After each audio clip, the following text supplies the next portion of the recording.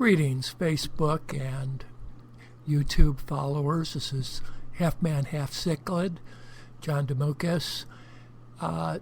Recently I put together a video where I talked about African cichlids that had gotten sucked through the overflows in my 340-gallon tank and into my sump, and that they were starting to grow out.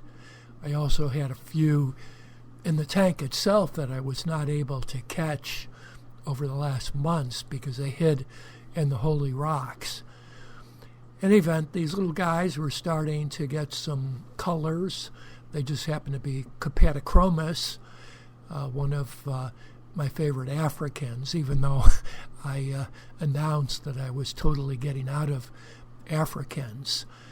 But I added them to my 500-gallon tank, and one of the reasons I was convinced to do this was because a couple months ago I had added 4 of these electric blue acaras, and you can see they are like 1/10 the size of the Severums, the Vieja, and the giant red-tailed gourami. So I knew the small Sump Babies would do okay and survive in the aquarium.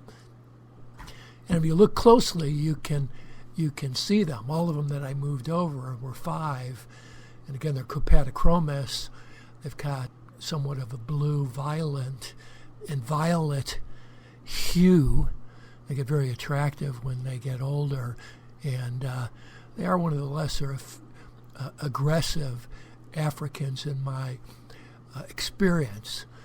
So I don't want to sound like a hypocrite going back to Africans, but I didn't want to flush these guys down the toilet without seeing how they would do in my 500-gallon with much larger tank mates.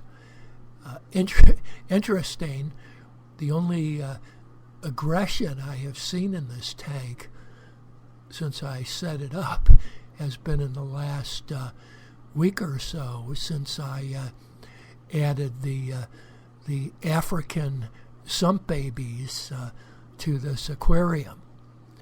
Just a quick update: this tank is, as the fish get larger, they're putting out more ammonia, nitrates, and my aquaponic grow bed is growing like crazy, keeping up with the added nutrients, and still with every 80% water changes every 2 weeks, I'm able to keep the nitrates at about 20 parts per million.